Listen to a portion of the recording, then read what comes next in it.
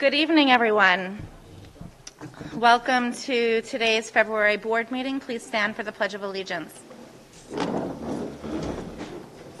I pledge allegiance to the flag of the United States of America and to the republic for which it stands, one nation, under God, indivisible, with liberty and justice for all.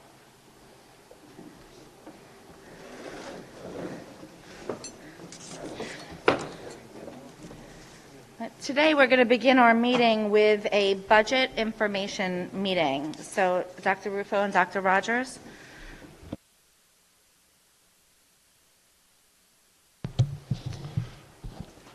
Thank you. This is the time of year when we start going through our preparations for the budget for the 21-22 school year. So obviously there are a lot of moving parts in any given year. There's even more moving parts in a year like this one, where we're having an unusual year, a year that we've never done before, and we're trying to predict what the future will look like and what we're going to be prepared for in September. Obviously there are a lot of variables that can change between now and September. So our priority is going to be on trying to maintain as much agility as possible so that we can deal with whatever is coming in the future. And for us, a lot of that right now is focused on trying to put together a staffing plan that has enough flexibility that we can bridge perhaps even multiple models of how we'll approach the instructional plan in the fall.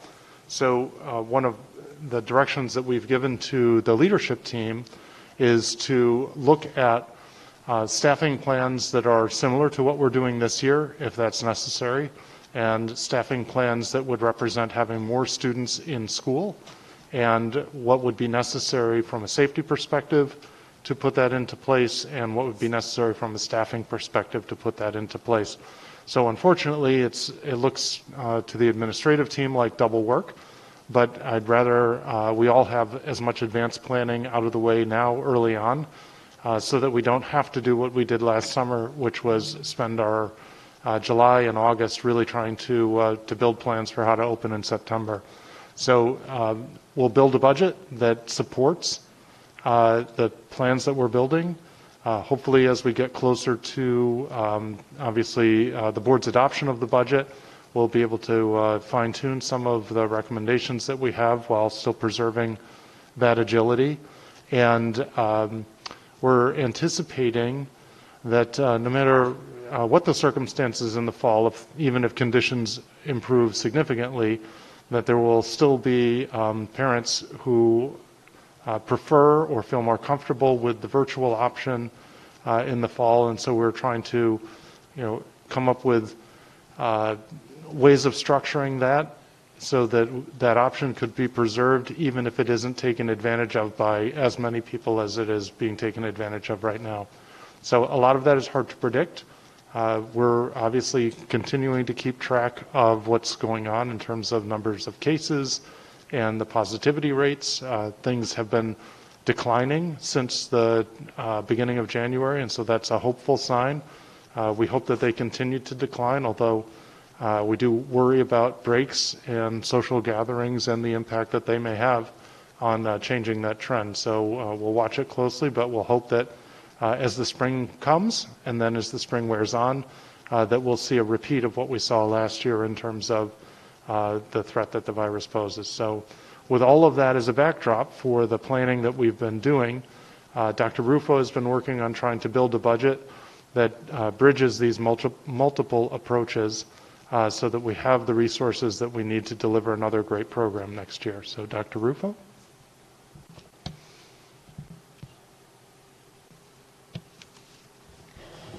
Thank you, and good evening. And tonight is the first of several budget meetings we're going to have throughout the 21-22 budget season, culminating in the annual district election and budget vote on May 18th, 2021. So tonight we're going to go through some of the budget goals and drivers that we have, sort of the overriding themes and issues that are impacting the budget. We'll go through the tax cap and more detailed information on both the capital and administrative codes, In the three-part budget presentation, that is a requirement of the state, we have our program codes, capital codes, and administrative codes. So those are the two sections we'll be going over tonight. And then we'll spend a little bit of time on revenue, focusing on state aid and some other revenue factors that are somewhat unique to this year. When we formulate the budget at any year, we want to ensure that it's properly aligned to meet our objectives. And for 21-22, we need our budget to help us see the path down to or out to the new normal. And we have to ensure that the 21-22 budget continues to support all of our existing programs, all of our instructional programs, whether they be in person or remote. We're going to continue our focus on social and emotional well-being of our students. And we're going to continue to implement our procedures and our practices that have resulted in a safer learning environment for students and staff. We're going to continue the maintenance of our physical plant and our equipment. And then one of the things that's very important to this plan, as Dr. Rogers touched on, is fiscal stability. And it was this stability that enabled us to respond to the pandemic and enabled us to make significant investments that have assisted us.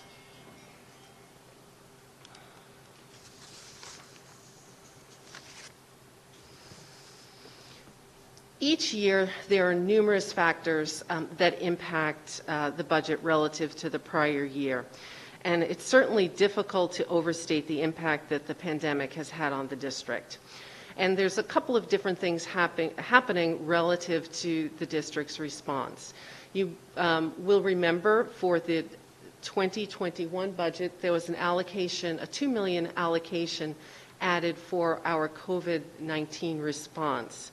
And a good part of that money was used for one-time expenses. We used it for the installation of desk guards, temperature kiosks, electrostatic sprayers for the cleaning and disinfecting of surfaces, our touchless faucets, and then the additional technology that we needed for both in-person and remote instruction. So those were somewhat of the one-time expenses. As we move to 21 and 22, some of those expenses will obviously roll off, so that $2 million allocation, general allocation, will roll off.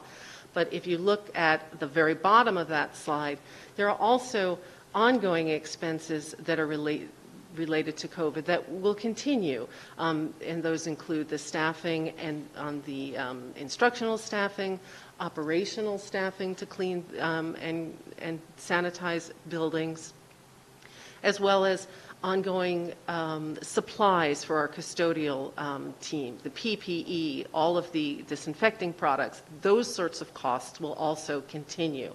Not at the same level as the initial $2 million investment, but there will be some offset.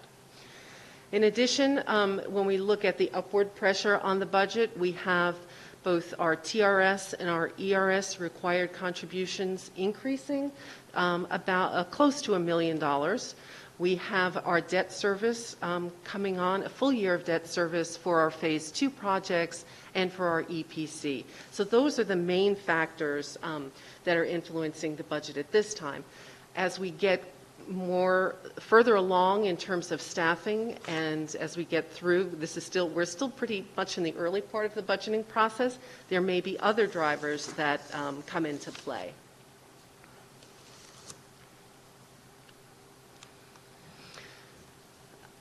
Of course, another driver to the budget or influencer is the tax cap.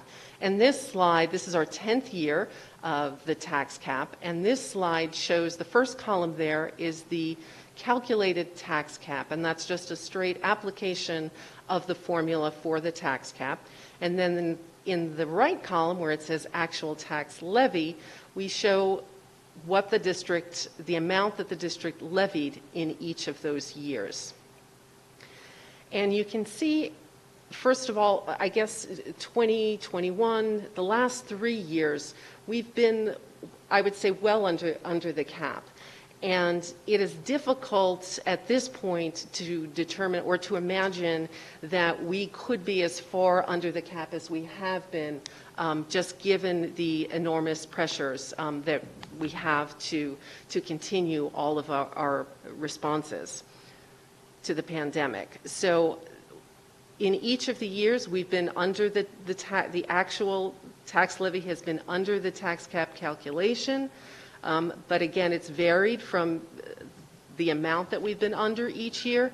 And you can even see that the tax cap calculation has varied considerably from in 16-17 when it was 0.3% all the way to, I guess, 18-19 when it was as high as 3.57%. So it just shows how the different types of adjustments that we'll take a look at in a minute result in a different tax levy limit each year. So I'm not going to ask you to memorize this, but this is the official formula for the tax cap calculation from the OSC website. And how it results for us, and this is again a very preliminary estimate. You can see down at the bottom, 21-22 is the 2.23% that was in the other chart. So in broad terms, the tax levy for the upcoming school year is determined by first adjusting that top number, which is the tax cap, the tax levy for 2021. And you add the tax base growth factor, which is an indicator of the growth in the tax base. And that number is given to us by the Department of Finance at New York State. We also then add the pilots, payments in lieu of taxes that we receive, both from, I guess we would call them regular pilots, and then the LIPA pilot. You then subtract your capital exclusions. The capital exclusions is essentially your debt service minus any building aid that you anticipate receiving. That gets you your prior year levy. Then this is where you apply what we'll call the 2%, but generally it is not 2%, and this year or the coming year, it's 1.23%. You then subtract out the pilots again for the coming year, as well as both the LIPA and the regular pilot, to arrive at your tax levy limit, to which you add your anticipated capital expenditures for the subsequent year to arrive at your what is called the maximum allowable tax levy.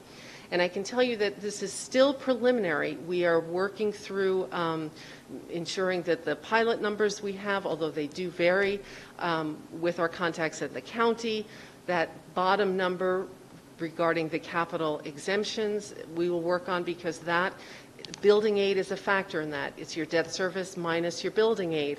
So depending, we're in the midst of many capital projects, and as the timing of those and when they end and when they generate building aid will impact the tax levy.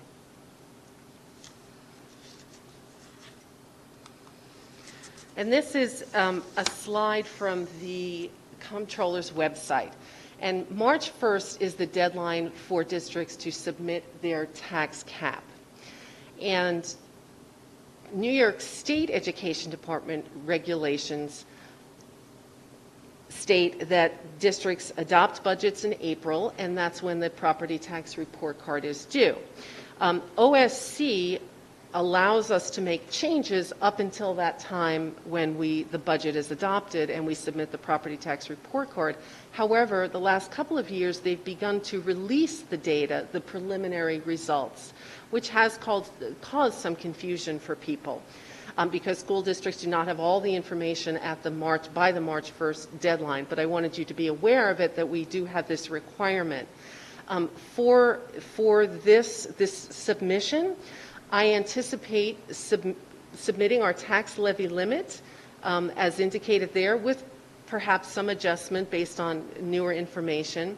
And it asks you, I guess it's the third line from the bottom, it asks you for your proposed levy.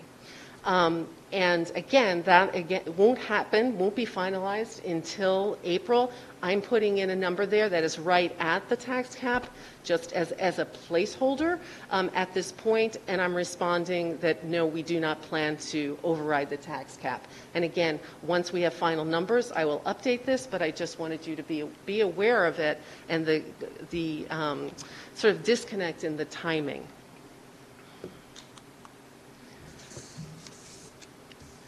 Then we're going to go through the capital section of the budget. And you can see that the capital functions are in the box: operations, our custodial, our maintenance, security, debt service. And those account for about 14% of our entire budget. The majority of the budget is the 76.6, obviously, which goes to our instructional program, and then 9.7% for administration, which is based on the numbers for 2021.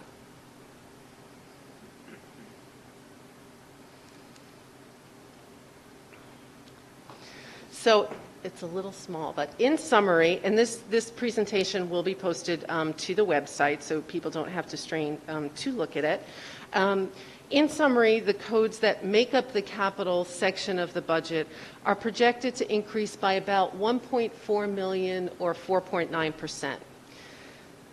The increase is driven primarily by debt service for the Phase 2 and EPC capital projects.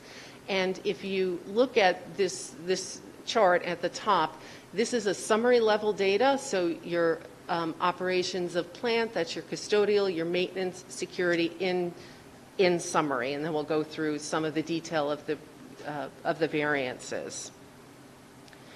So you can see in the third column, which shows the dollar change or the percent change, where the significant variances occur. So they occur both in debt service, which is the transfer to other funds. That other fund is debt service. And we also have an increase in operational staffing related to our response to the COVID pandemic. Okay, this is the first detailed slide, and it's the custodial operations. And I just want to point out one thing, because the format is slightly different, because since we've now moved to WNCAP in 2017, we now have 3 years of actual data. So the first column in the report, or in the slide, I'm sorry, is 21-22, our proposed budget.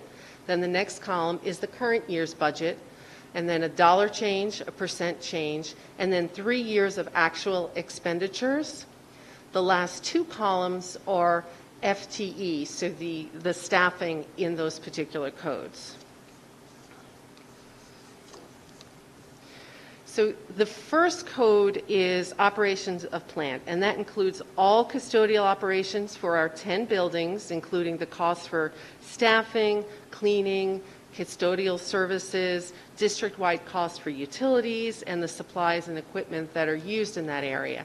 And just one moment to just go over the code structure. Anything starting with a 100 is a salary code, 200 is equipment, 400 are contractual services, which are those things that we purchase through outside organizations or firms or companies, and 500 are supplies.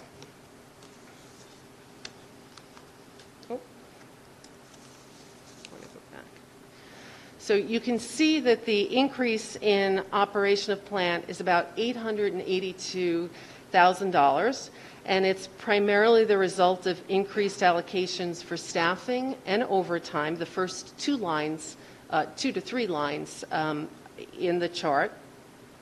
And that's a result of the implementation of the district's new protocols for cleaning and disinfecting. This increase also reflects the addition of 4 positions in the custodial area. And you can see that in the dollar change at the top.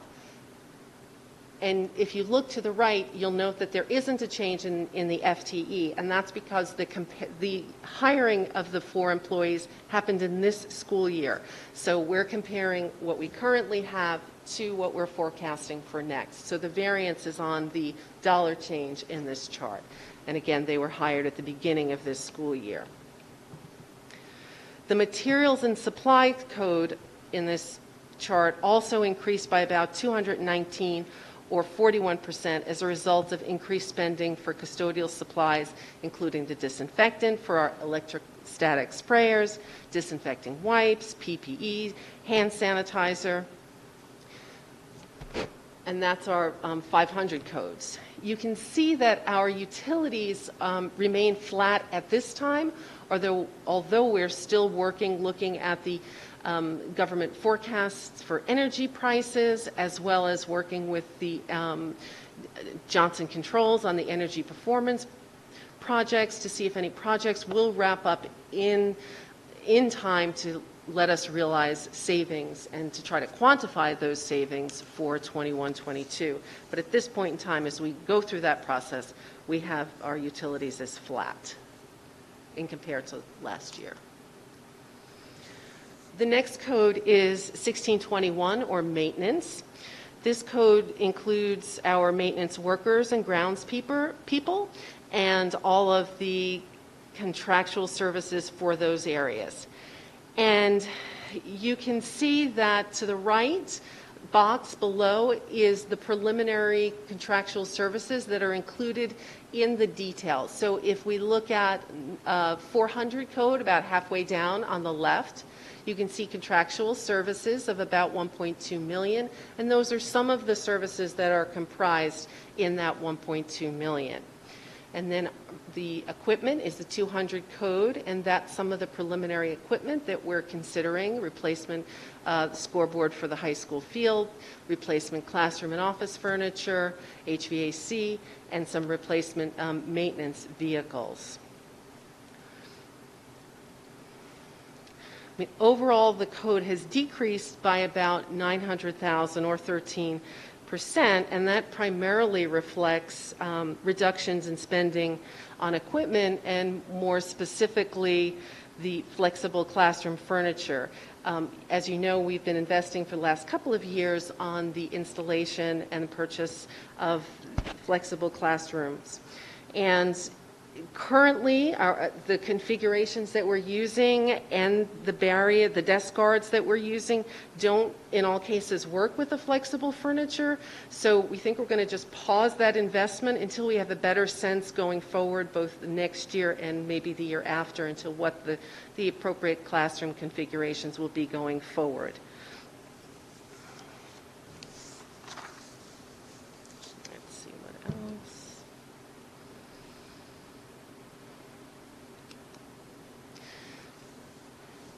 1631 is our security code, and it contains all the expenditures for our part-time, full-time security staff, as well as our contracted security, as well as all of the equipment and surveillance services that the district purchases. Overall, you can see that the security codes declined by about 500,000, or 13%. The projected decrease does not reflect an overall reduction in security, but rather the leveling off of what I know you recall is the substantial investment we've made in a lot of security infrastructure, servers, access control, and surveillance systems. You can also see the adjustments from the full-time or the part-time salary line, the second line. You have an increase of 90,000 and somewhat of an offset in the security services 428 line, which is the contract security. And that relates to the hiring over the last couple of years of part-time security aides with law enforcement experience.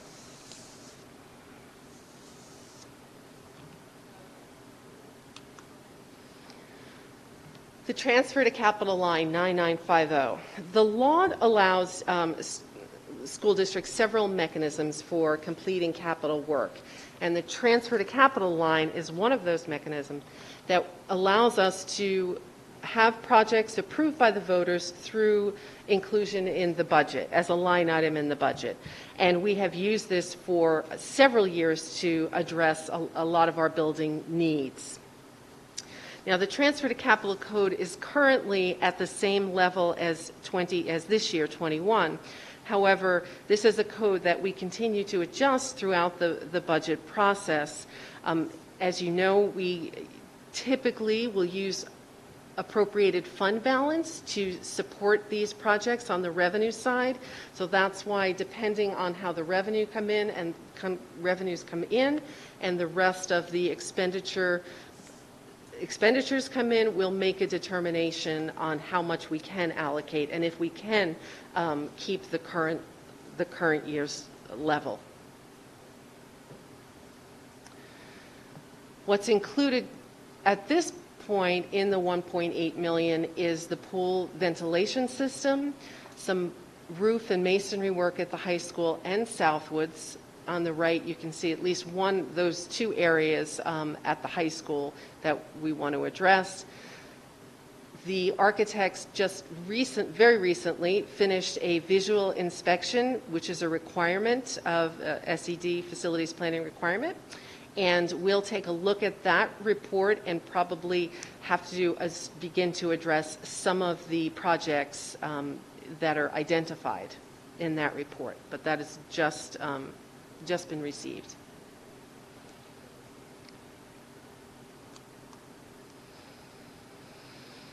Okay, so we talked about the transfer to capital as one of the mechanisms that districts have to finance projects. Another one is that we have used is to issue debt, and those costs for principal and interest payments are included in your transfer to debt service fund. So you can see there's an increase of about 1.9 million at the top chart, and that reflects a full year of interest and principal payments on both the Phase 2 projects as well as the EPC. So we also talked about during the facilities presentations that we like to plan, or districts want to plan for debt so that as you have one issue rolling off, you can take on more debt. And sometimes that works out very smoothly. Sometimes there's a little bit of bumps before you get back down to the level. So you can, if you start at 16-17, you see we had a roll off from 16-17 to 17-18. And just in case you can't see it, the blue, we're calling it the old debt.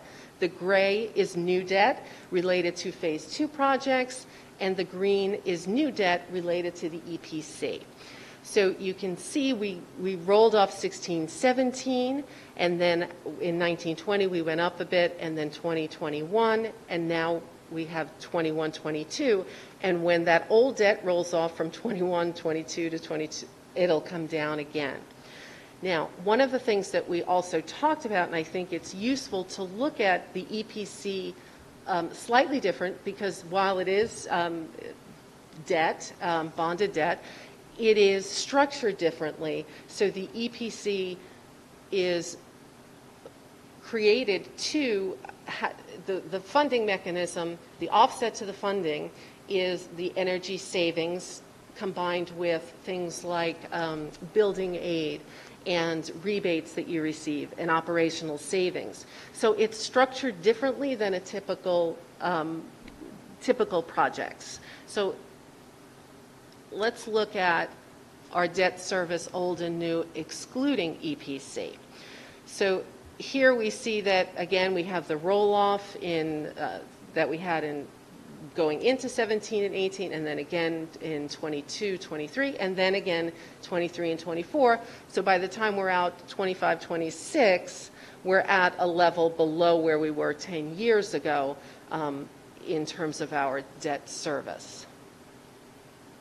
And then building aid also comes in as an offset as projects are finished and final cost reports are filed. We get building aid, which this year is about 32% of the project cost comes back in building aid to help offset some of this increase. So that's sort of the capital section of the budget, and again, we'll have adjustments as the budget process goes on. We move on to the administration section of the budget, and to the right, I'm not going to read all of those, but those are the sections of the budget that comprise the administrative section, and essentially it's central services and all throughout, across the district. And they account for under 10% of the total district budget.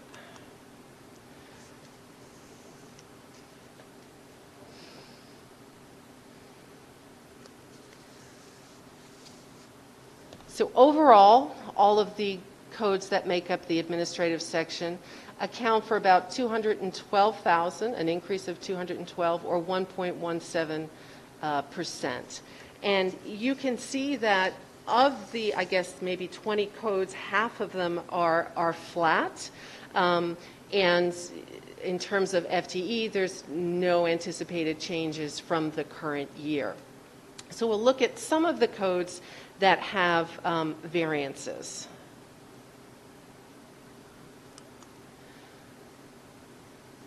The first box there actually does not have a variance. It's our district meeting, and that's the code that we record all expenses related to the annual district meeting.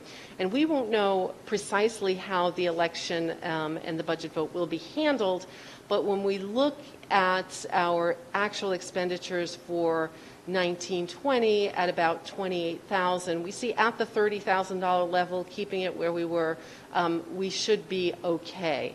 So that's, but again, that we may need to update that, but it's probably unlikely. We also have the auditing code, and the auditing code is where we record expenditures related to all different auditing services that we have. We did the independent auditor RFP, and we had some savings as a result of that.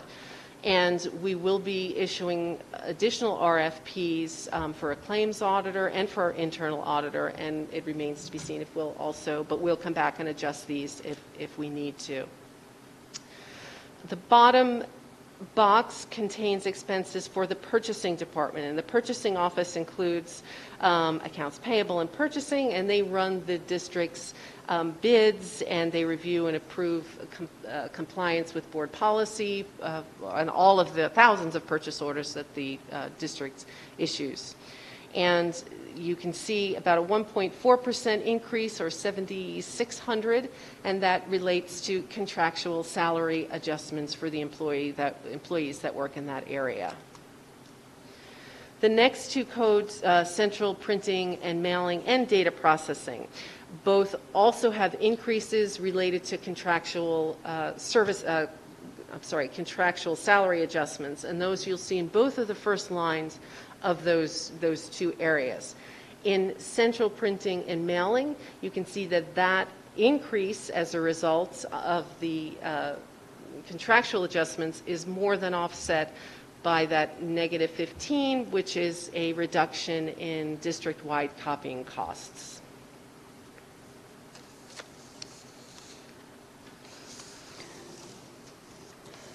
The next, this slide shows variances, third column, in the areas of personnel, curriculum development, and supervision. The personnel office is responsible for the recruitment and orientation of all school district personnel, and then the maintenance of all the personnel records. Curriculum and development includes expenditures for the coordinators of curriculum development throughout the district. And then the 2020, which is the supervision code, includes salaries for principals, assistant principals, as well as the office staff in all of the buildings. And all of those increases that you see there in the third and fourth column are all related to staffing adjustments and contractual salary adjustments.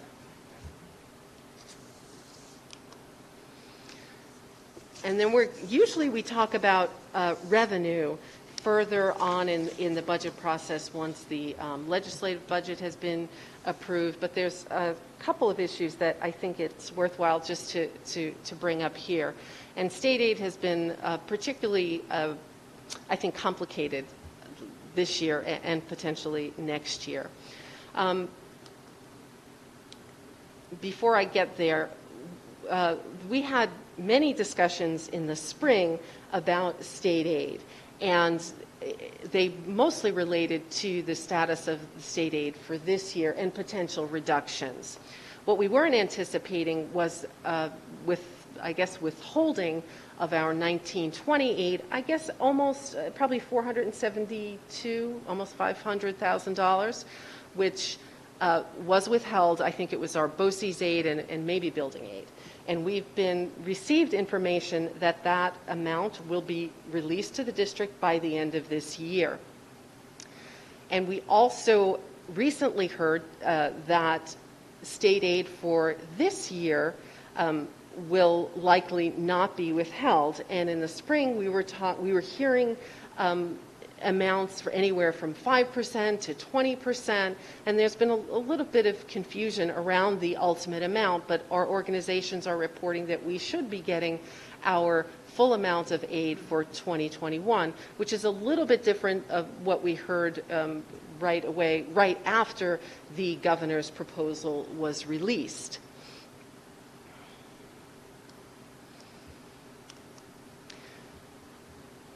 Now, while this looks like a fairly simple comparison of this year's state aid to next year, I think I've made it a little bit more simple than it is necessarily.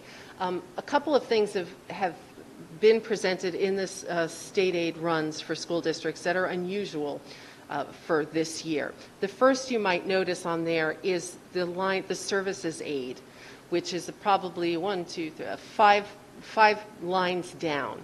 And what the state did was to collapse several, I think 11, but for us it's probably 5 or 6 different categories into one aid category. So it makes it a little bit or very difficult to look back from year to year and see, well, what are the aid categories that are changing? So that overall, you would say that there's a slight decrease, but essentially, given the numbers, it's fairly flat. Almost, it's $90-something thousand, a decrease.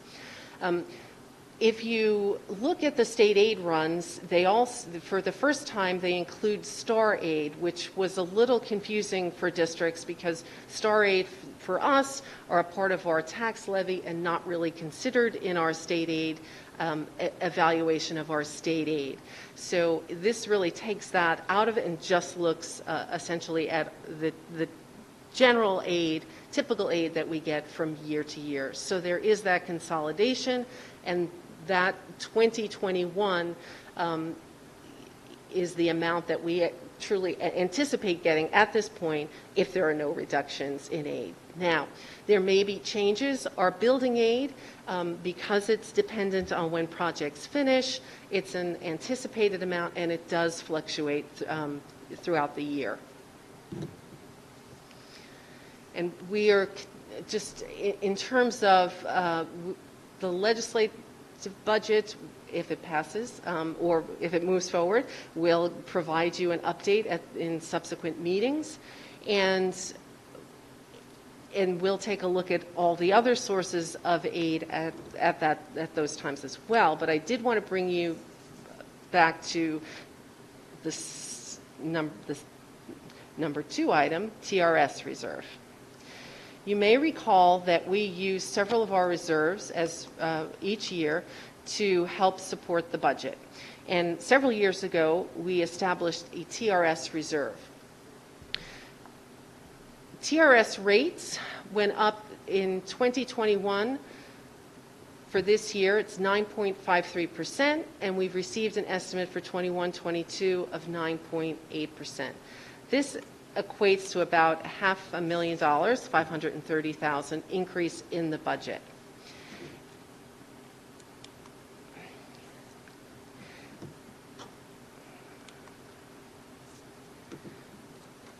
The box to the left shows the audited financial statements as of June 30th, 2020, and you can see that we have $4.2 million in the TRS reserve.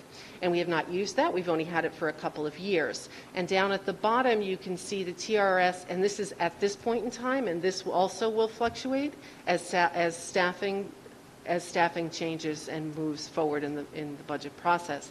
You can see we have that $530,000 variance. If we need to use that, that is a source. If we get close to the tax cap and are concerned about going over it or need to tap into one of the reserves to help us stay below the cap, that is a possibility. But I'm not prepared to say at this point that we would need to, but it's just something I wanted to bring to your attention. And again, it's different from the ERS reserve, which is below the TRS, that circle. That we typically, over at least the last, 6 years, have used the entire amount of the ERS reserve to support the next year's budget. And here, what we would just be considering is using it just for the difference to just sort of get us past this somewhat, I would say, difficult budget year. And I'll revisit this again once we have additional revenue information. So that sort of concludes the capital and the administration budget, just a peek at rather complicated revenue picture for next year. And at next budget meeting, we'll go over the largest proportion, the largest sections of the budget, which is program instructional. We'll go through revenue and reserves and any updates I have for the admin and capital codes, as well as any updates to the tax cap. Dr. Rufo, thank you. I do have a couple of questions based on the presentation. The collapse of the several categories of aid, does that negatively impact us? Does it limit the way we allocate some of our state aid in the future?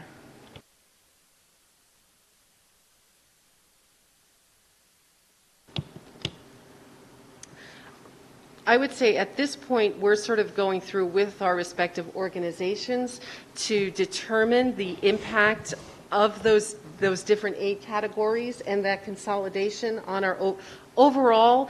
At this point in time, there does not seem to be a substantial a decrease, but depending on the way those calculations are run and those formulas are run, has the potential to, until we understand better how they would be implemented. All right. If you could report back to us what you learned, I imagine there must have been some kind of benefit that the state saw in collapsing those categories. And why does this keep coming off? I just want to. Are we playing tag? I just want to make sure that we're aware of some of these more unusual changes and how that's going to impact us in the future.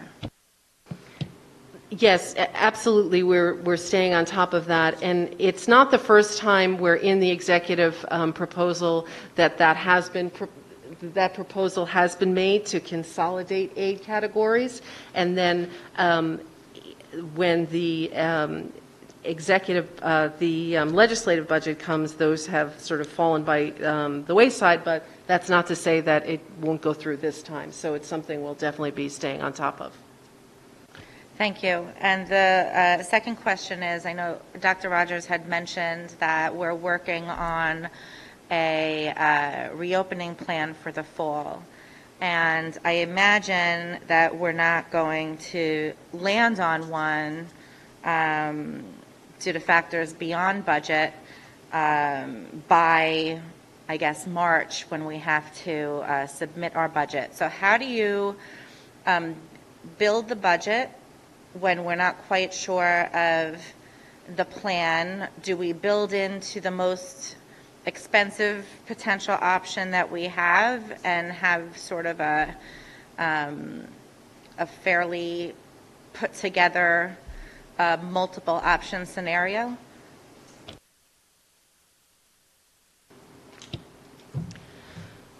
I would say at this point in time, we have put together a scenario in terms of these two components that replicates what we have in place this year. And many of the instructional and program codes that I have worked through have also replicated what we have this year, which does build in the I would say, the higher costs.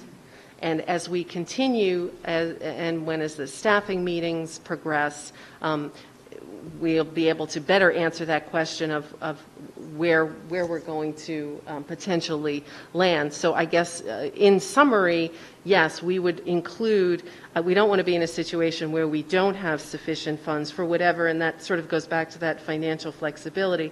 We want to have enough of, I'm not even going to call it a cushion, a scenario built in so that we would be able to respond to whatever the circumstances warrant. Thank you. Does anyone have any budget questions? Chris? Yes. Thank you, Dr. Ruffo. All right. Dr. Ruffo, thank you for the presentation. As you go through this year after year, with this year in particular, have you seen any favorable things to the district budget? For example, I'm reading in the papers other districts, and I have no knowledge of Syosset on this, about teacher retirement or staff retirement, because if there is a large amount of that, right, then with newer people coming in, there's less money that would normally have to be paid for retirement and I think health benefit. So is there anything happening in that space? I have not yet factored, because the time hasn't come yet to factor those in. I'm aware of some of the articles that have come out regarding teacher retirements, but those have, again, staffing meetings, staffing discussions are just happening, and the deadline for submission of any retirement intents, as they come in, we would make those adjustments to the budget. But this year in particular, have you seen anything more than previous years, or Syosset's not in that type of category? I think there are some, I can say overall, there are some positive variances in the budget, things that we've seen, some of the coaching projections, some of the chaperoning fees that we typically pay clearly are lower. Field trips, things that you would think of that are not occurring, and that we had appropriations in the budget for, those are positive variances. However, there are expenses that we are making transfers to cover, and what we wind up doing is transferring from those surplus codes into those codes that need the money, such as for example, as you saw on the custodial, the overtime codes to in the custodial and in the maintenance areas. So that's how we're sort of getting through this year, by making those transfers. Okay, thank you.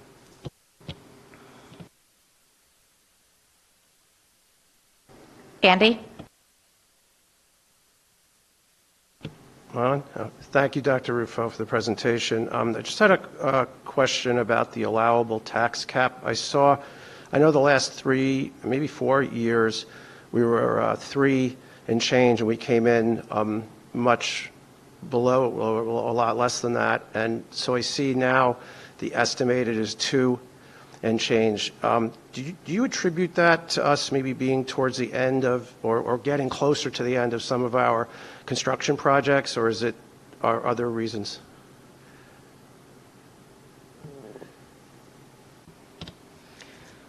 I think some of the larger variances, such as debt service, certainly contribute to the overall increase. To answer your question, as we see the wrapping up of construction projects, we're also going to be seeing the additional aid that will come in to offset some of the revenue, and that really is what also impacts or brings down your tax levy, because you now have revenue to offset those expenses. So really that, for us, it's the debt service in this particular year. Then there's also the COVID expenditures and the additional money allocations we're doing for staffing for the smaller class size, the co-pilot teachers, as well as the additional operations, as I mentioned, the additional operations expenditures, all the cleaning protocols, all the supplies, all of those factors are contributing to, I would say, a more substantial increase than we've seen. Are there any other questions from the board on budget? Carol?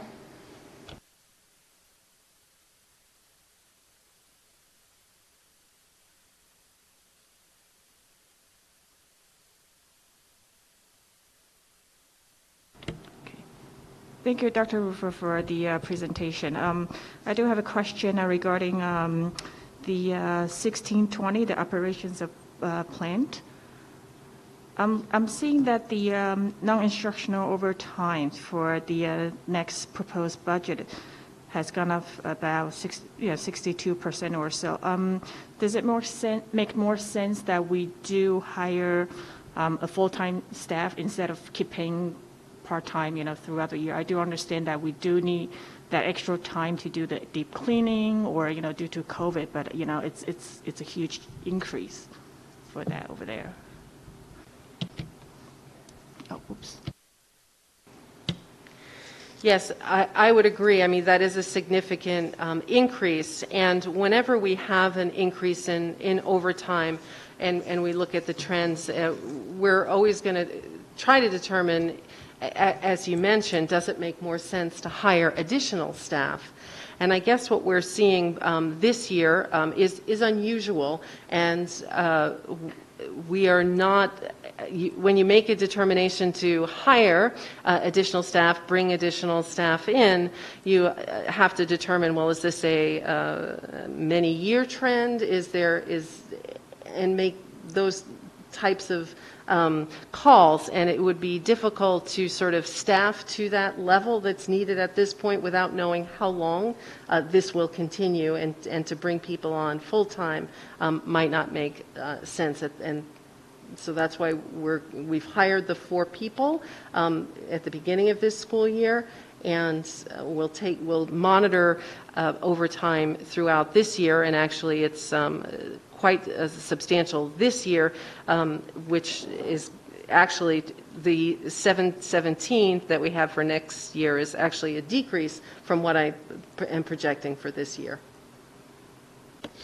Tom, if you could move your chair to the right a little bit, I'll be able to see your hand better when you raise, like closer to the, perfect, okay. Did you have a question also?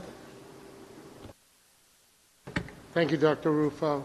On that debt service chart that you had, there was that EPS, there was that third layer of debt that was on there. Where, I know that there's a lag in the cost savings, but what, do we track that?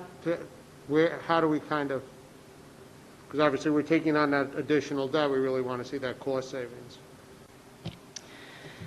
Yes, as I mentioned, the EPC is structured in a manner where the cost savings have to, actually it's a guarantee with Johnson Controls in the contract, that's part of the contract, that they have to show the energy savings. Otherwise, there's penalties that they would have to pay to make up the difference. So to answer your question, yes, there's monitoring that's done once the projects are all completed. That is required for, I would say, 3 years to sort of run all of the equation with the industry standards for increases, both looking at escalation in utility prices and then just use of your utility efficiency over time. So yes, that's part of the energy monitoring is part of it. And some districts after that time also hire firms like an independent party to continue to do that just to ensure that you're achieving those savings. Are we going to do that? Yes, we will be, and it's written into the contract that for the first 3 years certainly to ensure and to review all of those with independent parties, and we also have our architects to take a look at those submissions, because we need to prove that we're seeing these energy savings at the levels that are called for in the contract.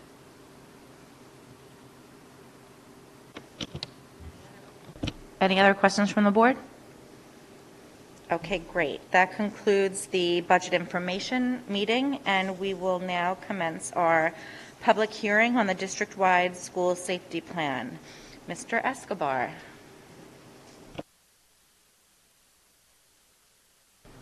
So in introducing Mr. Escobar, he had responsibility for the district-wide school safety plan when he worked for the Mineola School District, and he volunteered to take it on for us here in Syosset. So we appreciate that, and we have the benefit of his experience now in 2 school districts. So he's been able to give us a fresh pair of eyes on the school safety plan, and also help balance the load a little bit in the central office. So thanks for taking this on. And by law, we're required to make a change to the safety plan, and so we've just incorporated that change and had the committee meet. And Mr. Escobar, please take it away. Thank you, Dr. Rogers. This is going to be very brief. I will say that Dr. Rogers earlier mentioned the word agility, and I think that that could be like the word of the year for the 2021 school year, regardless of what aspect of the school system that we're involved in. In this case, we're going to be talking about the district-wide safety plan, and we are in an excellent spot here because of the work that everyone has done here and on the safety committee, and that is really the credit to Dr. Curry, who led the charge. So credit goes to Teresa. Thank you. In the fall of 2020, Governor Cuomo signed a law requiring public employers, including school districts, to adopt a continuation of operations plan in the event that the governor declares a public health emergency involving a communicable disease. The legislation requires that a district safety plan include protocols for responding to a state of emergency involving a communicable disease. These plans are due on April 1st, 2021. Our district-wide safety team met on Friday, January 29th, to review the protocols for responding to a declared public health emergency and assess any obstacles to the implementation of the communicable disease and pandemic plan.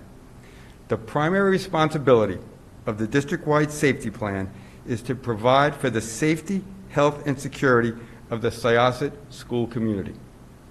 The team collaborates with the stakeholders, including the Board of Education, Central Office Administration, the Building Administration, staff, the lead nurse and the nursing staff, a student representative, security,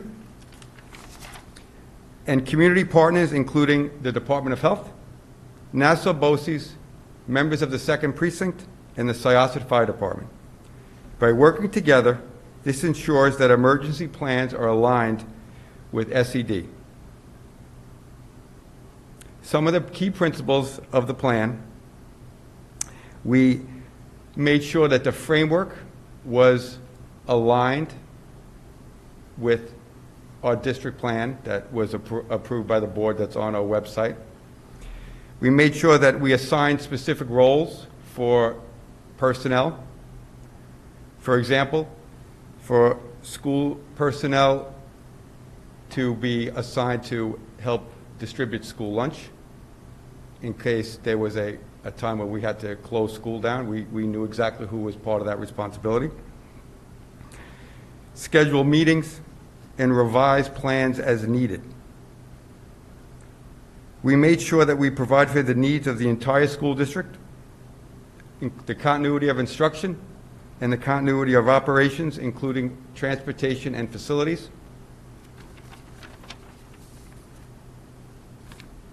Including our COVID-19 safety coordinators, PPE equipment, confirmed COVID-19 protocols, and contact tracing, cleaning and sanitizing, and a timeline to return to work and school for those who need to quarantine.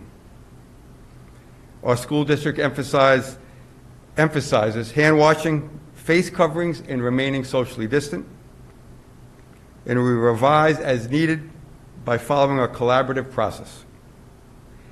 And a key component that's vital to moving ahead with this plan is we have our public information officer who facilitates in this process. Anyone have any questions? I'll just make a comment to thank you and Ms. Curry and the entire team. There are so many moving parts to the safety plan, and the board has always made safety a top priority, and I think the public has seen that with respect to all the safety infrastructure, the facilities changes.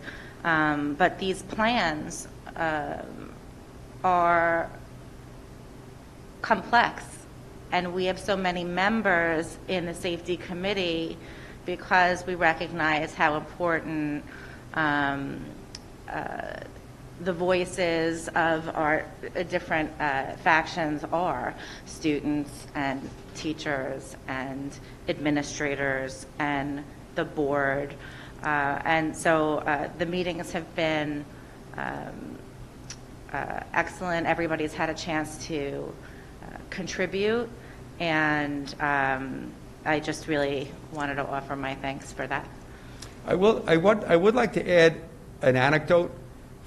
It's one thing to have a plan, and a plan that really covers the protocols and the responsibilities, but to see it in action.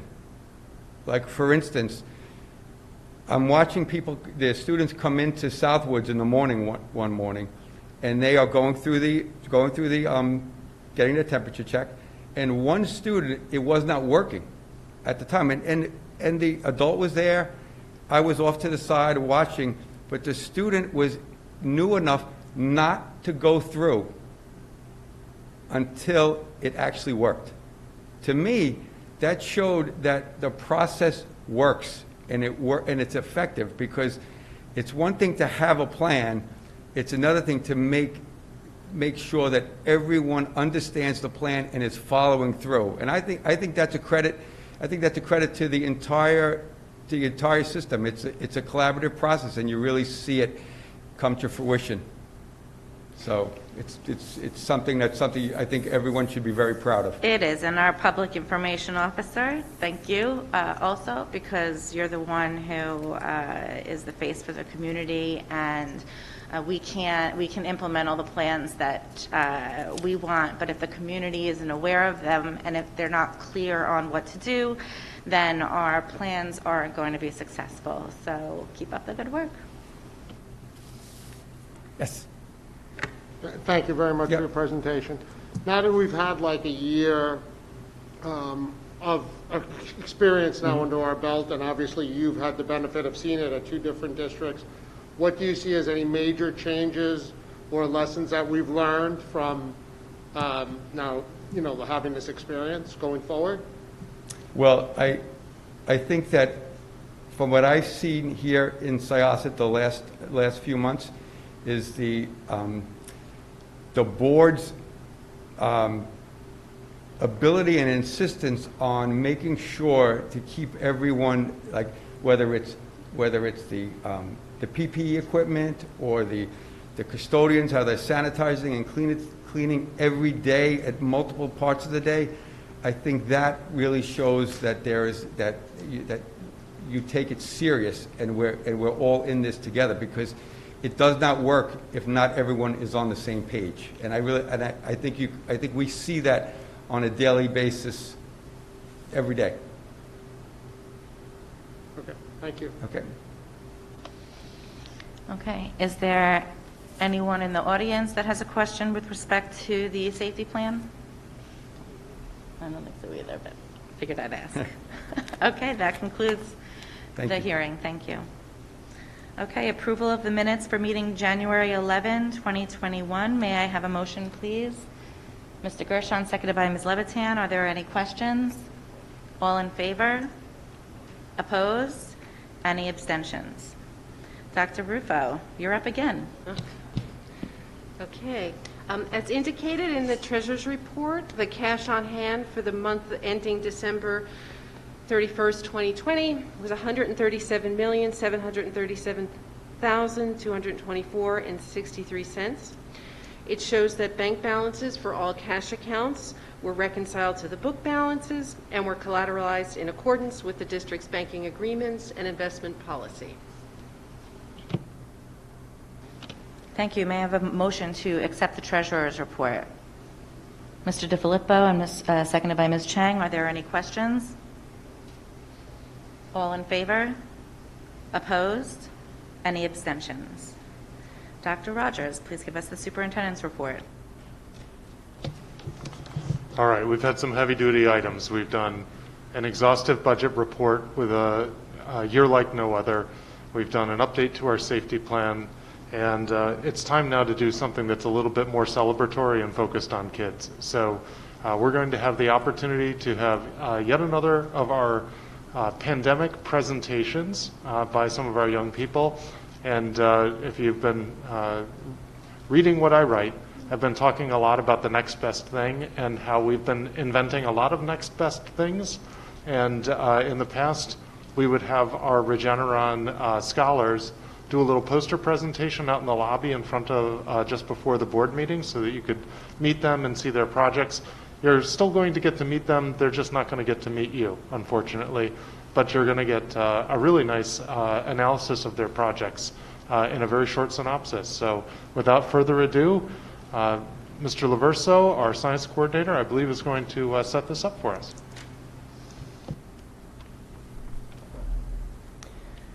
Good evening, Dr. Rogers, members of the Board of Education, and members of our administration. I'm extremely proud to be here on behalf of the high school administrative team and our research facilitator, Veronica Aid. Each year, we have about 2,000 students nationwide that apply to the Regeneron Student Talent Search, and only 300 are selected to be semifinalists. This year, Syosset High School is home to 5 of those students, and it's a wonderful accomplishment. The Nobel Prize winner, Albert Zent Giorgi, once said that research is to see what everybody else has seen and to think what nobody else has thought. And I feel like this rings true to the students this year, and you're going to meet them in a second. They persevered through a pandemic and used their imagination to advance their research when many of the labs had been closed, and I'm extremely proud of them. Our high school is very proud of them, and I know you will be as well. So it's my pleasure to present to you Ariane Gotra, Maya Ragu, Giselle Resquina, Isabel Souza, and Eric Wang.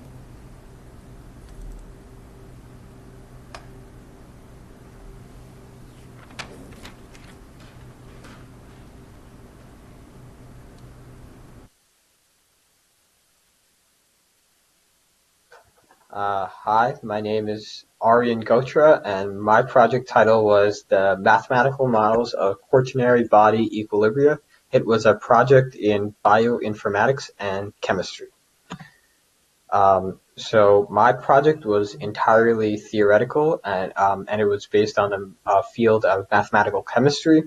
On the right, you can see my reaction scheme that I developed in a programming editor. It's called LaTeX, and I had to learn the programming language this summer. And I modeled the reaction scheme to the right, and I produced an optimal concentration of proteins. Additionally, I developed a set of equations that could be used in future scientific experiments and drug dosage procedures. Lastly, I discussed methods for maximizing the protein concentration and avoiding autoinhibitory effects. So here are the equations that I developed. On the data tables, you can see the optimal concentrations. Those K values represent dissociation constants. And in these equations, I used a lot of multivariable calculus, linear algebra, and rudimentary algebra that you find in high school. And I had to learn a lot of college level courses this summer in order to develop these equations, as the field of mathematical chemistry requires a vast amount of mathematics, ranging from calculus, of course, to real analysis. Additionally, here are the graphs that I produced. In the top right, that's just the reaction scheme. But on the top and the top right also is the Excel. I produced those graphs using Excel, Microsoft Excel, and then in the bottom, those three graphs are used using MATLAB. I had to actually learn the programming language for MATLAB as well. And that bottom middle graph shows the optimal concentration at that very low point. But thank you.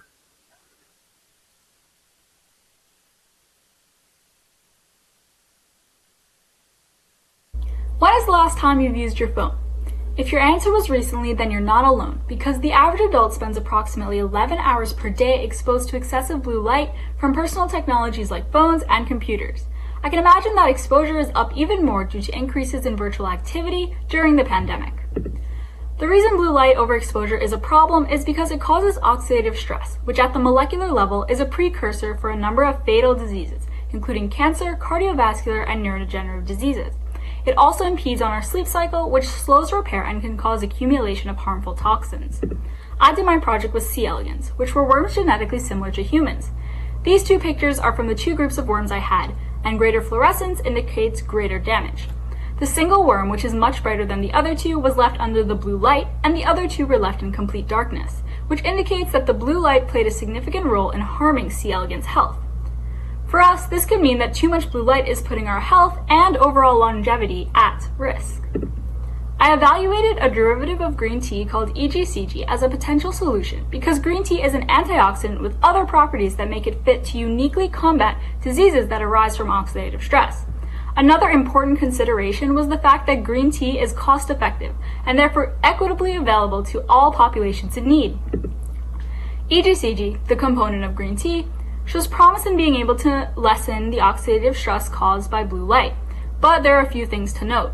First, drinking a bunch of green tea is probably not enough to help because one would need sufficient dosages of EGCG specifically, and it has to be at the adequate bioavailability. Second, the proper doses of EGCG must still be refined because too much can actually be detrimental as well. The overall takeaway is that EGCG reduces oxidative stress even at small dosages. Therefore, the optimal solution is to provide moderate and therefore safe doses in return for major, yet not complete, reduction of excessive oxidative stress.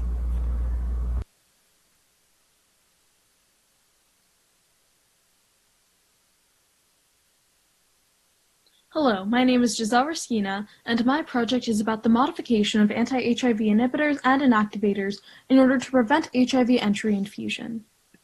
With over 38 million people around the world currently living with HIV, one of the reasons why this disease continues to be so prevalent is because of the lack of effective HIV fusion inhibitors, of which there is only one that has been approved by the FDA. Over the past 3 years, I've worked on modifications of this drug.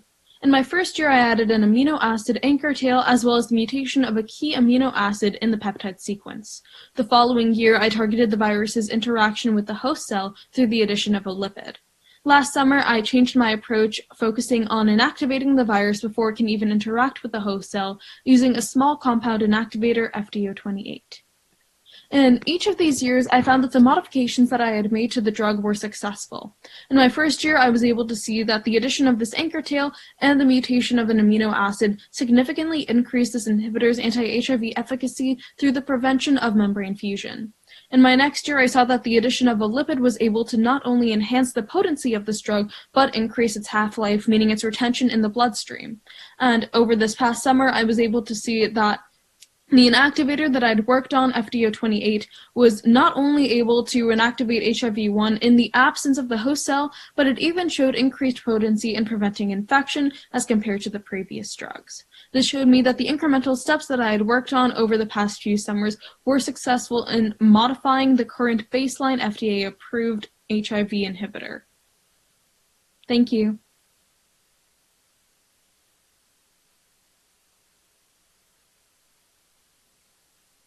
Hello everyone, today I'll be discussing my findings as per juror perception of fMRI scan evidence in legal proceedings.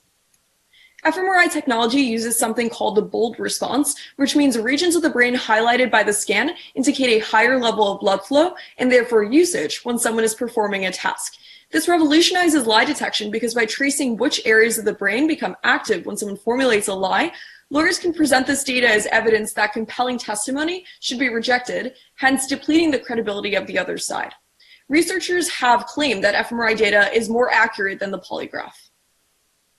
In this study, I examined whether the inclusion of fMRI scan evidence would change verdict counts, increase juror confidence in their verdict, and/or increase their perceived strength of argument consistent with that verdict. And to answer these questions, 35 Syosset High School students read through a trial transcript adapted from a 2013 civil case and took a survey. Roughly half of them received an fMRI image labeled as conducted on the defendant, in addition to conflicting testimony between two radiologists, one claiming that the defendant had lied, and the other claiming that the jurors should not trust the technology. In terms of verdicts, those exposed to fMRI evidence overwhelmingly voted guilty, while those who weren't overwhelmingly voted not guilty. As for confidence levels, while those exposed to fMRI evidence had a tendency to be more confident in their verdict, these results were not statistically significant. And finally, in terms of the perceived strength of argument, those exposed to fMRI evidence, independent of their verdict, rated the legal argument of their verdict as stronger as compared to those who did not see the fMRI scan. These findings should caution legal scholars and judges alike when permitting these scans to be admitted into the record, as they support that viewing an fMRI scan can significantly influence legal outcomes without the necessary consensus within the scientific community over its accuracy. Thank you.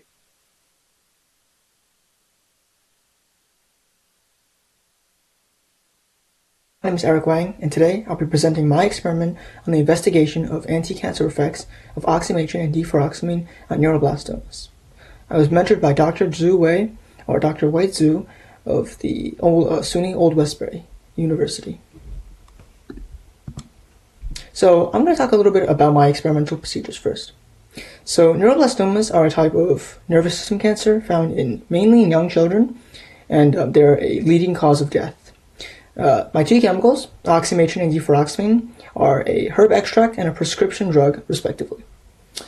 So firstly, an MTT assay was done to find out whether or not the two chemicals worked better together to kill cells, cancer cells specifically, than each of them by themselves. Then we tested the two chemicals on CLU-204 cells, which are used as a control. Then, two cell migration assays were used to see whether or not the chemicals could stop the cancer cells from spreading and proliferating. After that, a colony formation assay, which was used to test whether or not the chemicals could inhibit metastasis.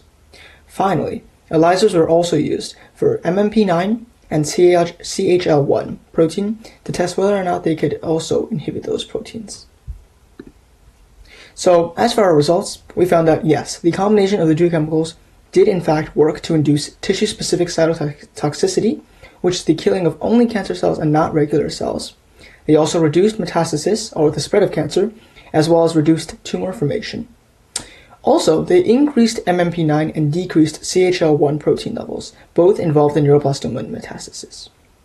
Therefore, we concluded that using both oxymatrin and deferoxamine does have potential as an effective anti-neuroblastoma therapy, as a combination treatment. But also, we needed to find the exact concentrations of each to prove that most effective, and that still requires further testing.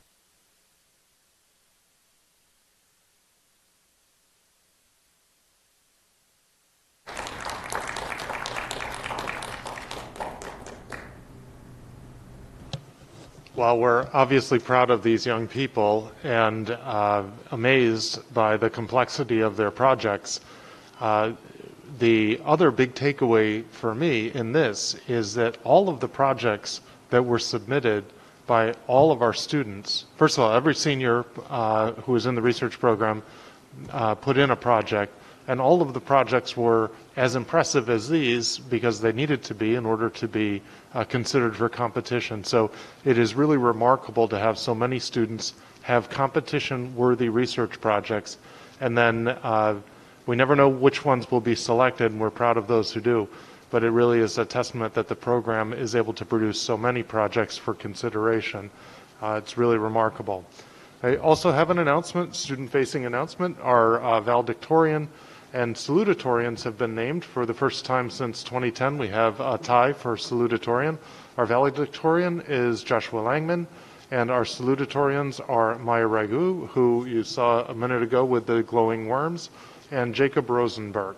So congratulations to all three of them for their remarkable accomplishment.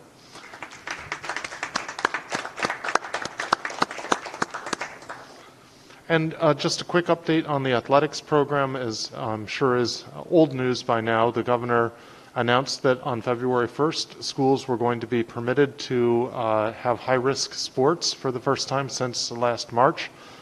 We had already started a sports program after the first of the year.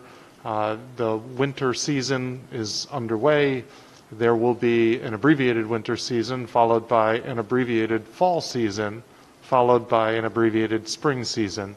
And one of the things that you, Board of Education, made possible over the course of the fall was for us to preserve a sports training program that was conducted in a very cautious, socially distanced, and careful manner that allowed our athletes and other students who wanted to become athletes or to just participate in the program to have the opportunity to continue to work on their physical fitness, continue to work on sport-specific skills, and if we wanted to put them in a position where if the state did allow us to resume sports, that our students would not have missed a year's worth of opportunities to keep their skills sharp, so that whatever season, however abbreviated, they would be able to make the most of that season.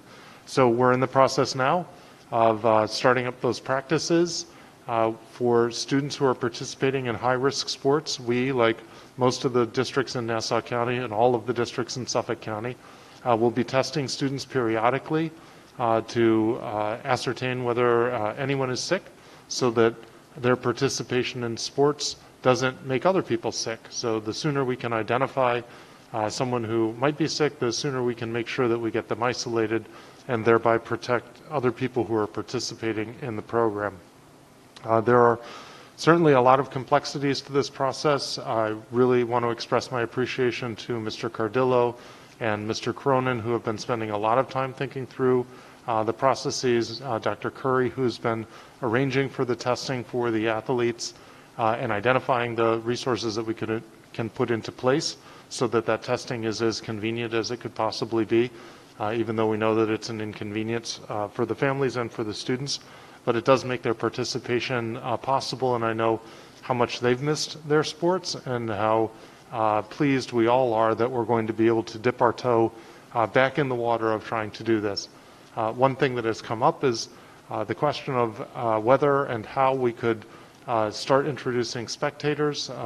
We made possible, you, the Board of Education, made possible earlier this spring the live streaming of our contests so that parents could observe from afar, but also because they're recorded, they could observe at a time that's sometimes more convenient for parents who aren't able to make it at the time of the match. And that falls into the category of another next best thing that I've gotten a lot of great feedback for. We're going to continue with that for now. One of the things that is in the rule book that the state gave us is that we're not able to require, if we were to have spectators, we're not able to ask those spectators for contact information. So it would make contact tracing essentially impossible. And that right now looks like too big of a risk to take. So we'll continue with the live streaming, but for now, spectators doesn't seem like something that we can do with as much safety as we would want to do. But with all of these things, we try to take baby steps, see what we learn, make tweaks, make iterations, maybe take another baby step or two. And I think that's probably the approach that we're going to have to athletics as we go through the spring. Moving on to just the next item that's on my topic, I wanted to bring the board up to date on the status of the Amazon warehouse project that has been proposed for the intersection, the corner of Robbins Lane and Miller Place being the service road for the Long Island Expressway. This is the property that is adjacent to the town's highway department. The owner of the property, it's called Syosset Park LLC, they're affiliated with Simon Properties, is planning to build a warehouse that will be used by Amazon for what's called a last mile operation. and that will be where packages are delivered to the warehouse and then from the warehouse sorted into vans, and the vans will then deliver them to porches throughout Long Island communities. The project has been proposed since last summer. You, as the Board of Education, wrote a letter to the Nassau County Industrial Development Authority indicating that if this project were to move forward, you didn't believe that Amazon as an entity was going to be in need of tax incentives to do the work, and you made your position on that fairly clear. We have been following the potential impacts from construction on the site, as there are some known contaminants, remaining residual contaminants on the site. We've done a presentation to you at a previous meeting on those contaminants and on recommendations that the school district would have if the project were to move forward for how it could be done more safely. Where we stand right now is that there are essentially 3 different approval processes that are proceeding in parallel. The school district has no approval authority of any kind over this project. We are an interested party. We're an active party. We have been making our opinions known, but we don't have any approval authority whatsoever. The 3 entities that do have approval authority are the town, the New York State Department of Environmental Conservation, and the Nassau County IDA.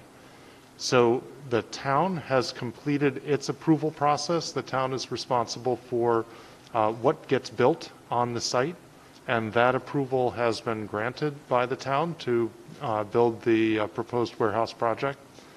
The next approval that needs to be granted is from the Department of Environmental Conservation. The property itself, because of the residual contaminants, is going through something known as the New York State Brownfields Program, and the Brownfields Program is an oversight program from the DEC where they will approve a remedy that reduces the likelihood of, or rather remediates the residual contaminants that are on the property.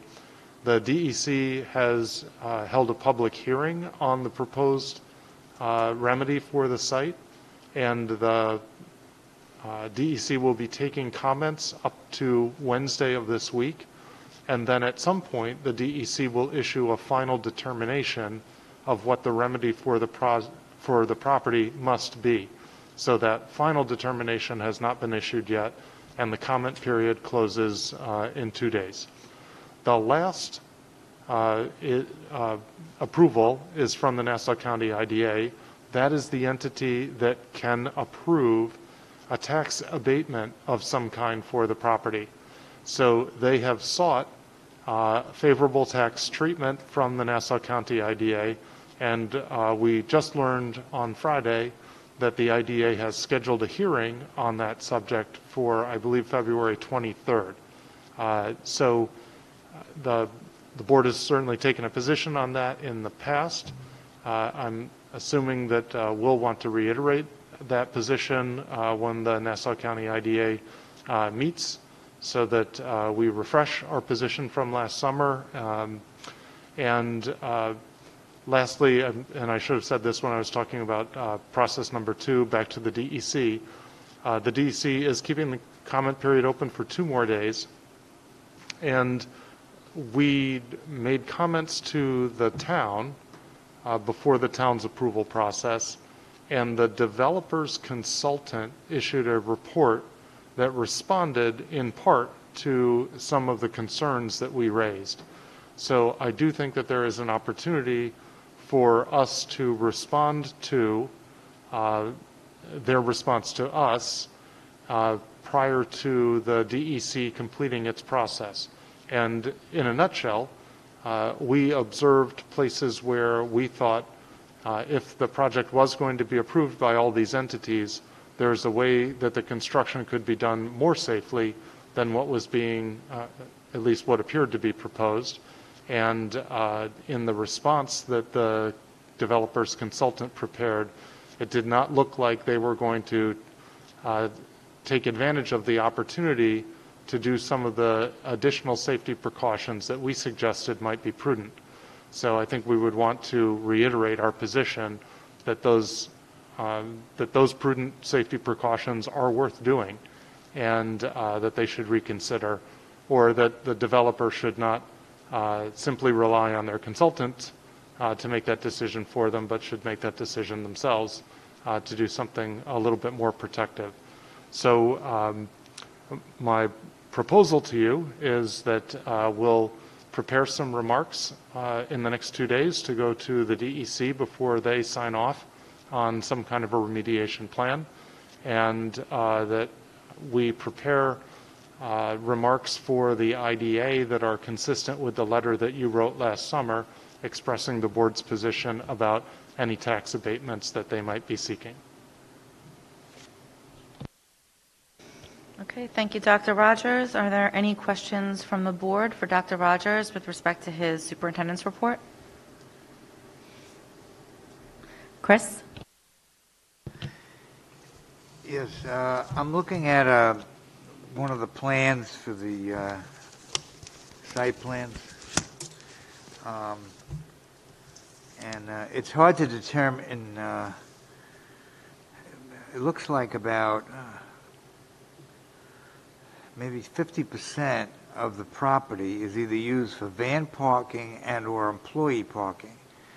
And there appears to be two entrances, one on Robbins and one on the expressway. But I really can't tell the flow of what they're doing here in the warehouse. It just looks overall very congested, and how they're going to operate and within there and then exit. I don't know, Dr. Rogers, if you know anything more on that. I do. I would say I'm reasonably familiar with the traffic plan. You hired and we worked with a consultant that reviewed all of the traffic proposals for this Amazon project.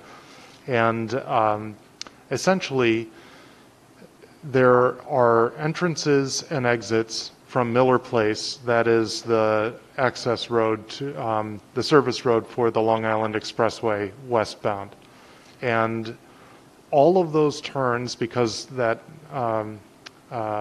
service road is a one-way road, obviously, are all right-hand turn in and right-hand turn out. So the only way to get a van or a passenger vehicle for a van driver's personal vehicle into the property would be to come west on Miller Place and then make a right turn into the property. The only way to leave for any of those vehicles is to make a right turn coming out onto Miller Place. On Robbins Lane, what they have is an entrance for tractor trailers that will arrive overnight that is towards the northern side, closer to the railroad tracks, the LIRR tracks. That is a right-hand only turn. In other words, the tractor trailers can only enter the property facing northbound on Robbins Lane. There's no way to enter the property facing southbound on Robbins Lane. So tractor trailers will go in, they'll drop their load, they'll circle, and then they'll exit again back out onto Robbins Lane, and then presumably go south on Robbins Lane so they can get back onto the highway.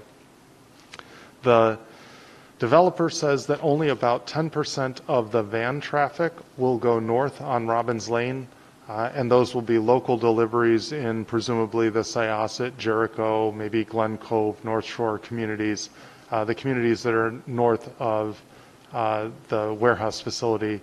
And their assertion is that 90% of the van traffic will go down to Miller Place so that it can either go under the LIE on Robbins Lane and then head eastbound, or stay on the service road and head westbound.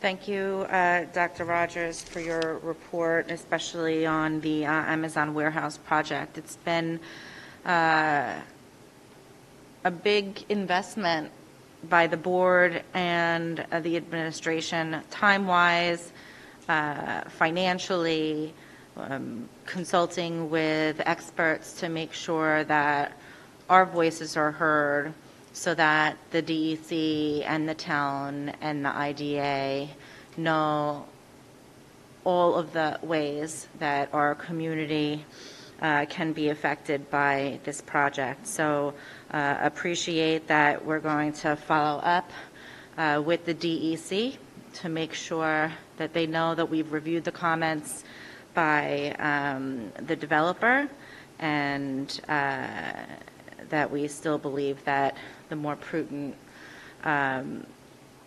process and procedures for protecting our community should be heeded by the developers and the DEC as well. And certainly our comments to the IDA will be reiterated, and hopefully those comments will be placed on the website, and we can let the community know by email as well when we have things posted so that they can be aware of all of the efforts that we've made. Anything else? Okay, great. I don't believe that there is anyone out there for audience to the public. Raise your hand if there are. Okay, there's no audience to the public today. We have 2 items on discussion items. One is the filling of the vacancy on the school board. As many people know, if they attended the last board meeting, Mr. Ulrich has and his family are moving, and so there is now a vacancy on the board, and the board has several options. There are only 3 months left before the election in May, so one option is to leave the seat vacant until the May election and let the voters decide what to do about the vacancy. Then there is the option to appoint someone to fill the vacancy until the vacancy term has concluded. There is also the option for a special election. And then the fourth option, which is hardly ever used, is to have BOCES make a determination on the vacancy filling. So I open this up to the board for discussion and ultimately perhaps decision. Rob? Thank you, Tracy. So those 4 options, I believe the fourth option is very rarely exercised. The third option of the special election, I think it would be financially irresponsible of us to hold a special election 3 months before our May election. Certainly, we don't need to spend additional funds on an election, particularly in a year of the pandemic. With respect to the other 2 choices, that of appointing someone or waiting until the May election, I believe we should wait until May. And if we look at our recent history, just going back over maybe the last 3 years or so, we had 2 situations where board members resigned. The first, one of them was Josh Lafazan, the other one was Michael Cohen. And as my recollection is correct, one of those resignations was very early on in the school year in the fall, and the other one was around mid-year. And in both of those situations, we opted to not fill the seat and to wait until the election in May to let the voters decide who would fill that seat. So another reason why I feel we shouldn't appoint someone is that when you become a board member, there's a real learning curve. You're not familiar with all the policies, procedures, when you should speak, when you shouldn't, what you need to do. You have to attend special seminar on being a school board member. It takes much more than 3 months to really become familiar with what you need to do. And in addition, I think it creates an unfair advantage to a person to be placed on the board and then run as an incumbent. That's not really fair to other people in the community who wish to run for the seat. And also, you know, when we have the election in May, it's my understanding that the highest vote getter, as long as that person is not currently seated on the board, can almost immediately be seated on the board after the election, and they can complete the term of the vacancy for May and June, and then again be sworn in July. So that's my opinion on this issue, and I'd like to hear from what the other board members think. Andy? Well, Rob covered a lot of the points that I was going to mention. Very good. But, you know, I agree with a lot of things Rob said. We've already set a precedent with the last two trustee resignations, and he had mentioned them. And there, in both incidents, there was more time remaining on their terms than there is in the current one. I believe Josh resigned in January, and Michael maybe October. It was a long time, and we left the seat vacant in both those times. So until the election, so I don't see any reason why we wouldn't do the same in this instance. Anna? Thanks, Rob, for summing it up. You did a good job. Well, all of us here represent this community. This position is elected, therefore the community should elect. So to me, the logical, viable option is to wait. May will be here before we know it. And it's only fair, it only makes sense for all the reasons mentioned before. And I have full faith in the 8 of us conducting our business until May in a very professional manner. And I have full confidence in us. Thank you, Anna. Carol? Okay. It certainly makes sense to wait until May to... Carol, could you speak a little louder? Sorry. Is it better now? Oh, hold on. Okay. Yes, definitely Rob covered all the points, you know, all the possible points for this discussion topic, and it definitely makes sense to wait until May to do the regular election to fill the position. Thank you.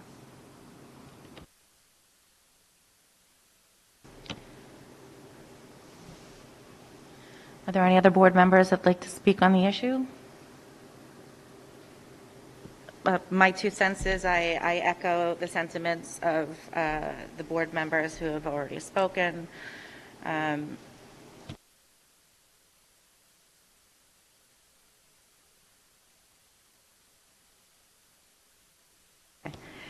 get you right after I speak, okay?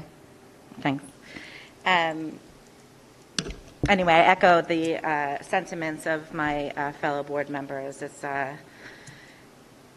especially this year when we've had some tough elections and voters are certainly, you know, interested in making their voices heard. I think this would not be the year to appoint someone with so little time left in a few months. I mean, we really just have 3 board members that echo Anna. I think, you know, I certainly have full faith in this board that we can operate as we always have.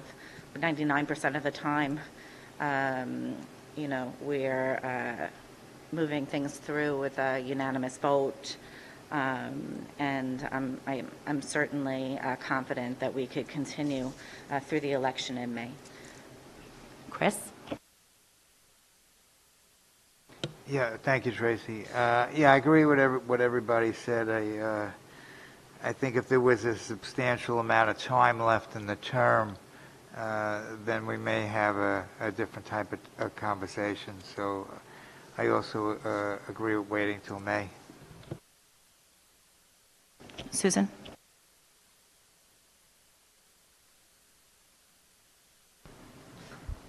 Just to echo what everyone said, I think especially this year, it's very important. It's an elected position, and I think that it's really important that the community gets to vote for it and to elect who they feel is, best for the job. So I agree with all the points that were said, and I think that especially with such a limited amount of time left in the year, that we should wait. Okay, anyone else? Okay, with that, I think we have overwhelming consensus today that we will leave the vacancy vacant, and we will have an election in May. So thanks all for that discussion. The second is that the Nassau-Suffolk School Boards Association has put out their 2021 legislative items that they're going to advocate for Long Island schools. And as some of you may know, I'm a member of the executive committee for the Nassau-Suffolk School Boards Association. I'm also on their legislative subcommittee. And recently there was a conference, and several of our board members also attended, so thank you for that. The Legislative Committee and Nassau-Suffolk School Boards Association is really a very important entity because of the advocacy they do for the Long Island region as a whole. So you may not know that although Long Island educates 16% of the state's students, we only receive 12% of the state aid. And this is obviously hardest, the schools that are hardest hit are the Long Island schools that are not as wealthy as others. This is a difference of $1 billion for Long Island school districts, and that's why we have to fight so hard to make sure that the state understands Long Island's needs, to give an accurate representation of Long Island public schools, and that we're not all wealthy schools, and to push for legislation that will help our schools. And so I'll just give some of the highlights for the 2021 legislative priorities. They would like to address the deficiencies in the foundation aid formula in order to assure a fair share of state aid for the Long Island region. The foundation aid formula is the most important formula. This is used to fund schools. The state was more than $3.6 billion shy of fully funding the legislative foundation aid formula for 2020-2021. And if it was fully funded, Long Island school districts would have received an additional $897 million for the 2020-2021 school year. They'd like to have the state provide sufficient funding to cover current year costs, the new state mandates, and the costs attributable to the challenges posed by the pandemic. They would like the state to properly fund its share of increasing costs in special education services, safety, security, and students' mental health, and increase funding for school safety and security measures. They would like the state to reject proposals to consolidate and cap expense-driven aids, looking to require consent of school districts for the use of school buildings as polling places. They would like the state to provide adequate funding to facilitate the New York State Education Department approvals of capital project plans so that our projects can move more quickly. And they would like to reject the state's proposal of state-mandated building-level aid distribution to allow school districts to determine how best to serve its schools. So that's a list, but it's not a comprehensive list, and I do have a comprehensive list. If there's anyone out there who is interested, just email me or any of our board members, and we can get that to you. Okay, are there any questions about the legislative priorities? Thanks so much again for everybody who attended the conference. We can now begin new business. A1 is the approval of staff changes for certified and civil staff. May I have a motion, please? Susan Falco, seconded by Andy Feldman. Are there any questions? All in favor? Opposed? Any abstentions? A2 is the approval of unaligned staff and employment agreements. May I have a motion, please? Krista Filippo, seconded by Carol Cheng. Are there any questions? All in favor? Opposed? Any abstentions? A3 is the approval of unaligned instructional coordinators. May I have a motion, please? Ms. Levitan, seconded by Andy Feldman. Are there any questions? All in favor? Opposed? Any abstentions? A4 is the approval of the employment agreement with the superintendent of schools. May I have a motion, please? Susan Falco, seconded by Anna Levitan. Are there any questions? All in favor? Opposed? Any abstentions? A5 is the approval of stipends and hourly rate activities for certified staff. May I have a motion, please? Andy Feldman, seconded by Rob Gershon. Are there any questions? All in favor? Opposed? Any abstentions? A6 is the appointment of per diem substitute principal. May I have a motion, please? Krista Filippo, seconded by Susan Falco. Are there any questions? All in favor? Opposed? Any abstentions? A7 is the ratification of a stipulation of agreement with CSEA. May I have a motion, please? Andy Feldman, seconded by Anna Levitan. Are there any questions? All in favor? Opposed? Any abstentions? A8 is the ratification of stipulation of agreement regarding the registered nurse unit. May I have a motion, please? Krista Filippo, seconded by Carol Cheng. Are there any questions? All in favor? Opposed? Any abstentions? B1 is the approval of recommendations from the Committee on Special Education. May I have a motion, please?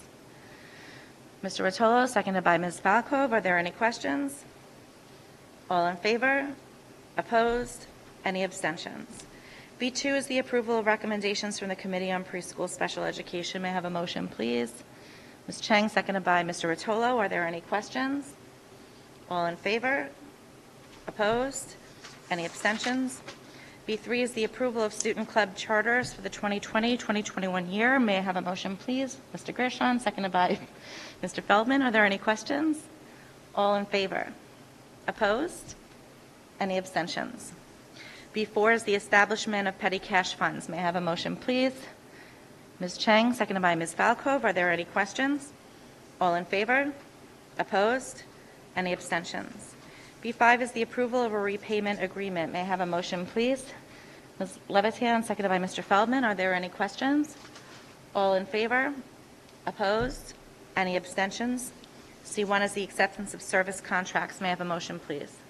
Ms. Falco, seconded by Mr. Feldman. Are there any questions? All in favor? Opposed? Any abstentions? C2 is the acceptance of special education and or nursing contracts. May I have a motion, please?